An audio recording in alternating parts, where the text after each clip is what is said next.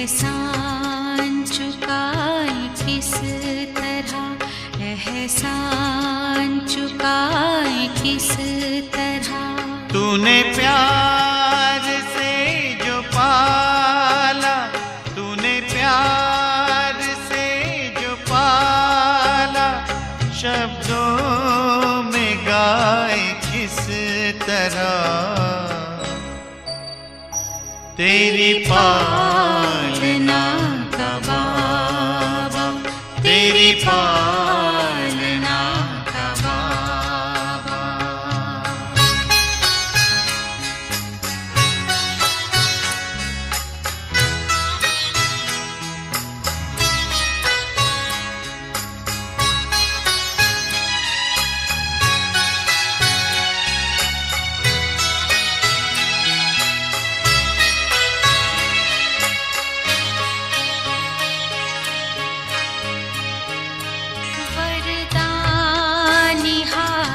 तेरा सदा सर पे अपने पाया, ममता भरी नजर से निर्मल हमें बनाया। गुणों से तूने सजाया, गुणों से तूने सजाया, उसको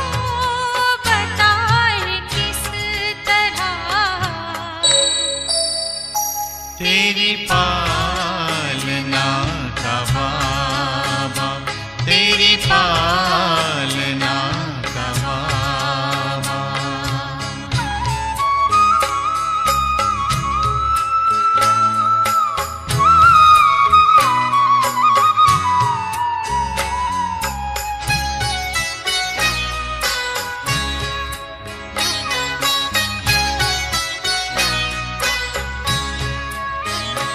संकल्प सांस तुमने बच्चों पे हैं लुटाए, उपमा तुम्हारी बाबा हम तो कहीं न पाए।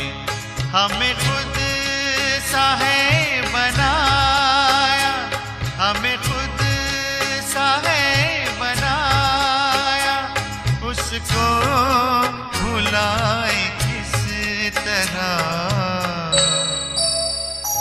तेरी पालना का बाबा, तेरी पालना का बाबा।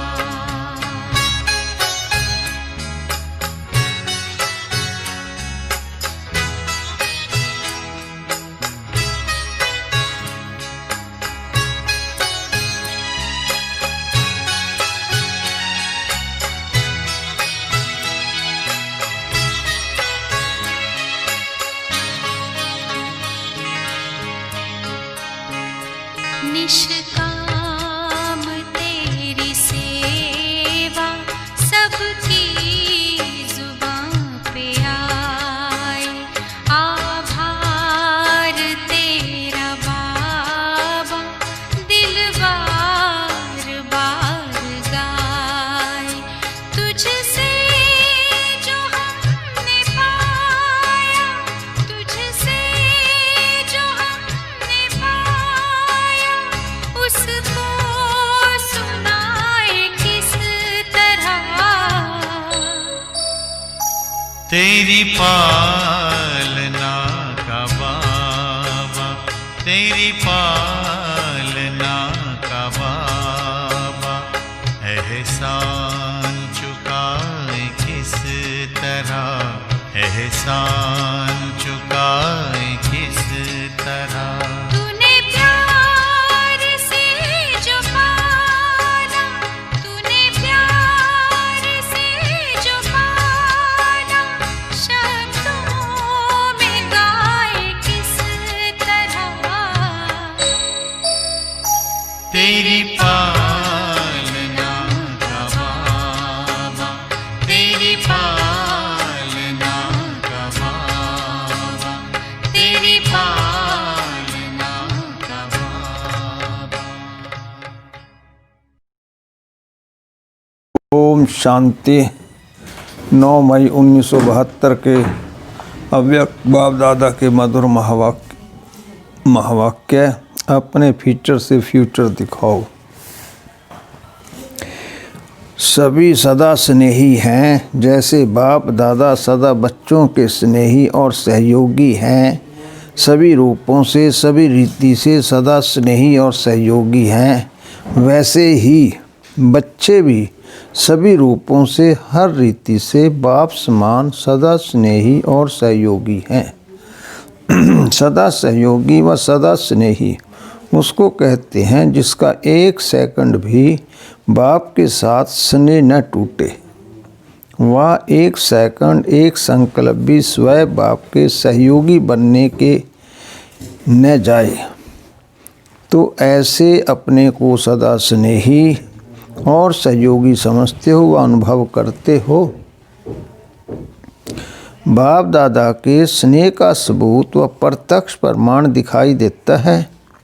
तो बच्चे जो भी बाप समान हैं, उन्हों का भी स्नेह और सहयोग का सबूत व प्रत्यक्ष प्रमाण दिखाई दे रहा है। स्नेही आत्मा का स्नेह कब छिप नहीं सकता। कितना भी कोई अपने स्नेह को छिपाने चाहे, लेकिन स्नेह कब गुप्त नहीं रहता। स्नेह किस न किस रूप में, किस न किस कर्तव्य से व सूरत से दिखाई अवश्य देता है। तो अपनी सूरत को दर्पण में देखना है कि मेरी सूरत से स्नेही बाप की सीरत दिखाई देती है। जैसे अपनी सूरत को स्थूल आईना में देखते हो, वैसे ही रोज अमृत वेले अपने आप को इस सूक्ष्म दर्पण में देखते हो। जैसे लक्षणों से हर आत्मा के लक्ष्य का मालूम पड़ जाता है, वह जैसा लक्ष्य होता है वैसे लक्षण स्वतः ही होते हैं। तो ऐसे अपने लक्षणों से लक्ष्य प्रत्यक्ष रूप में कहाँ तक दिखाते हो। अपने आप को चेक करते हो। किसी भी आत्मा को अपने फीचर से उस आत्मा का वह अपना फ्यूचर दिखा सकते हो। लेक्चर से फीचर दिखाना तो आम बात है, लेकिन फीचर से फ्यूचर दिखाना, यही अलौकिक आत्माओं की अलौकिकता है। ऐसे मेरे फीचर्स बने हैं, ये दर्पण में देखते हो। जैसे स्थूल सूरत है, श्रृंगार से अगर सूरत में कोई देखे तो पहले विशेष अटेंशन बिंदी के ऊपर जाएगा। वैसे जो बिंदी सब रूप में स्थित रहते हैं, अर्थात अपने को इन धारणाओं के श्रृंगार से सजाते हैं, ऐसे श्रृंगारी हुई मूर्त के तरफ देखते हुए भी सभी का ध्यान किस तरफ जाएगा? मस्तक में आत्मा बिंदी तरफ। ऐसे कोई भी आत्मा आप लोगों के सम्मुख जब आती है, तो उन्हों का ध्यान आपके अविनाशी तिलक की तरफ आकर्षित हो। वह भी तब होगा जब समय सदा तिलकधारी हैं। अगर समय ही तिलकधारी नहीं तो दूसरों को आपका अविनाशी तिलक दिखाई नहीं दे सकता। जैसे बाप का बच्चों प्रति इतना स्नेह है, जो सारी सृष्टि की आत्माएं बच्चे होते हुए भी जिन्होंने प्रीत की रीति निभाई है, वह प्रीत बुद्धि बने हैं। ऐसे प्रीत की रीति निभाने वालों से इतनी प्रीत की रीति निभाई है, जो अन्य सभी आत्माओं को अल्पकाल का सुख प्राप्त होता है। लेकिन प्रीत की रीत निभाने वाली आत्माओं को सारे विश्व के सर्व सुखों की प्राप्ति सदाकाल के लिए होती है। सभी को मुक्ति धाम में बिठाकर प्रीत की रीत निभाने वाले बच्चों को विश्व का राज्य भाग्य प्राप्त कराते हैं। ऐसे स्नेही बच्चों के सिवाय और कोई से भी सर्व संबंधों से सर्व प्राप्ति का पार्ट नहीं। ऐसे प्रीत निभाने वाले बच्चों के दिन रात गुणगान करते हैं। जिससे अति स्नेह होता है तो उस स्नेह के लिए सभी को किनारे कर सभी कुछ उनके अर्पण करते हैं। यह स्नेह का सबूत तो सदा स्नेही और सहयोगी बच्चों के सिवाय अन्य सभी आत्माओं को मुक्ति धाम में किनारे कर देते हैं।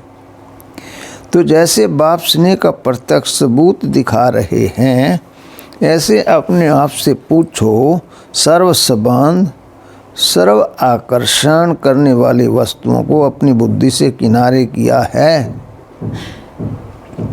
सर्व रूपों से सर्व संबंधों से हर रीति से सभी कुछ बाप के अर्पण किया है। सिवाय बाप के कर्तव्य के एक सेकंड भी और कोई व्यर्थ कार्य में अपना सहयोग तो नहीं देते हो। अगर स्नेह अर्थात योग है तो सहयोग भी है। जहाँ योग है वहाँ सहयोग है, एक बाप से ही होगा। तो सहयोग भी एक के साथ है। योगी अर्थात सहयोगी, तो सहयोग से योग को देख सकते हो। योग से सहयोग को देख सकते हो। अगर कोई भी व्यर्थ कर्म में सहयोगी बनते हो तो बाप के सदा सहयोगी हुए। जो पहला वायदा किया हुआ है उसको सदा स्मृति में रखते हुए हर कर्म करते हो कि भक्तों मुआफी कहाँ बच्चे भी बाप से ठगी तो नहीं करते हो। भक्तों को कहते हो ना भक्त ठगत हैं, तो आप लोग भी ठगत तो नहीं बनते हो। अगर तेरे को मेरा समझ काम में लगाते हो तो ठगत हुए ना। कहना एक करना दूसरा इसको कहा जाता है। कहते तो यही हो कि तन मन धन सब तेरा, जब तेरा हो गया फिर आपको उस पर अपना अधिकार कहाँ से आया? जब अधिकार नहीं तो उसको अपनी मन मत से काम में कैसे लगा सकते हो? संकल्प को, समय को, श्वास को, ज्ञान धन को, स्थूल तन को अगर कोई भी एक जाने को मनमत से व्यर्थ भी घुमाते हो तो ठगत नहीं हुए। जन्म जन्म के संस्कारों वश हो जाते हैं। यह कहाँ तक रीति चलती रहेगी? जो बात समय को भी प्रिय नहीं लगती तो सोचना चाहिए जो मुझे ही प्रिय नहीं लगती वह बाप को प्रिय कैसे लग सकती है। सदा स्नेही के प्रति जो अति प्रिय चीज होती है वही दी जाती है। तो अपने आप से पूछो कि कहाँ तक प्रीत की रीत निभाने वाले बने हो। अपने को सदा हाईएस्ट और होलीएस्ट समझकर चलते हो। जो हाईएस्ट समझकर चलते हैं उन्हों का एक एक कर्म एक एक बोल इतना ही हाईएस्ट होता है जितना बाप हाईएस्ट अर्थात ऊंच से ऊंच है। बाप की महिमा गाते हैं ना, ऊंचा उनका नाम, ऊंचा उनका धाम, ऊंचा उनका काम। तो जो हाईएस्ट है वह भी सदैव अपने ऊंच नाम, ऊंचे धाम और ऊंचे काम में तत्पर हो। कोई भी निचाई का कार्य कर ही नहीं सकते हैं।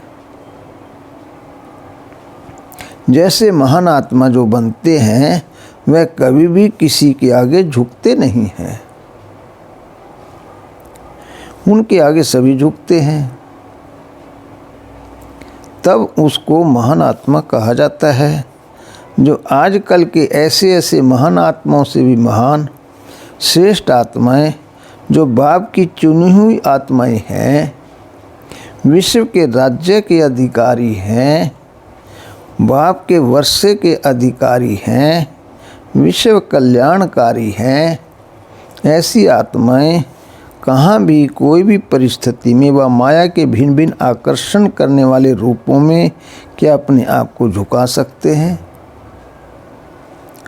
आजकल के कहलाने वाले महात्माओं ने तो आप महान आत्माओं की कॉपी की है।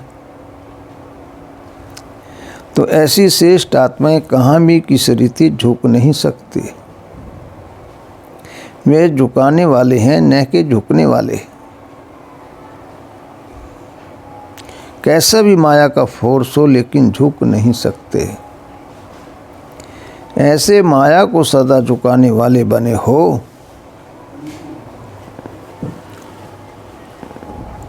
कि कहाँ कहाँ झुक करके भी देखते हो। जब अभी से ही सदा झुकाने की स्थिति में स्थित रहेंगे, ऐसे श्रेष्ठ संस्कार अपने में भरेंगे, तब तो ऐसे हाईएस्ट पद को प्राप्त करेंगे।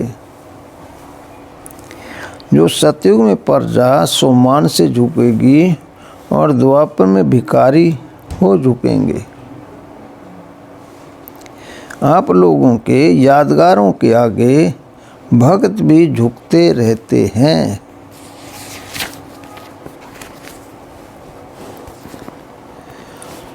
अगर यहाँ अभी माया के आगे झुकने के संस्कार समाप्त न किए, थोड़े भी झुकने के संस्कार रह गए, तो फिर झुकने वाले झुकते रहेंगे और झुकाने वालों के आगे सदैव झुकते रहेंगे। लक्ष्य क्या रखा है? झुकने का व झुकाने का। जो अपनी ही रची हुई परिस्थिति के आगे झुक जाते हैं, उनको हाईएस्ट कहेंगे। जब तक हाईएस्ट नहीं बने हो, तब तक होलीएस्ट भी नहीं बन सकते। जैसे आपके भविष्य यादगारों का गायन है संपूर्ण निर्विकारी, तो इसको ही होलीएस्ट कहा जाता है। संपूर्ण निर्विकारी अर्थात किसी भी परसेंटेज में कोई भी विकार तरफ आकर्षण न जाए व उनके वशीभूत न हो। अगर स्वप्न में भी किसी भी प्रकार विकार के वश किसी भी परसेंटेज में होते हो, तो संपूर्ण निर्विकारी कहेंगे क्या? अगर स्वप्न दोष भी है व संकल्प में विकार के वशीभूत हैं, तो कहेंगे विकारों से परे नहीं हुए हैं। ऐसे संपूर्ण पवित्र व निर्विकारी अपने को बना रहे हो व बन गए हो। जिस समय लास्ट बिगुल बजेगा, उस समय बनेंगे क्या? अगर कोई बहुत समय से ऐसी स्थिति में स्थित नहीं रहता है, तो ऐसी आत्माओं का फिर गायन भी अल्पकाल का ही होता है। ऐसे नहीं समझना कि लास्ट में फास्ट जाकर इसी स्थिति को पालेंगे। लेकिन नहीं, बहुत समय जो गायन है उसको भी स्मृति में रखते हुए अपनी स्थिति को होलीएस्ट और हाईएस्ट बनाओ। कोई भी संकल्प व कर्म करते हो तो पहले चेक करो कि जैसा ऊंचा नाम है वैसा ऊंचा काम है। अगर नाम ऊंचा और काम नीचा तो क्या होगा? अपने नाम को बदनाम करते हो, तो ऐसे कोई भी काम नहीं हो। ये लक्ष्य रखकर ऐसे लक्षण अपने में धारण करो।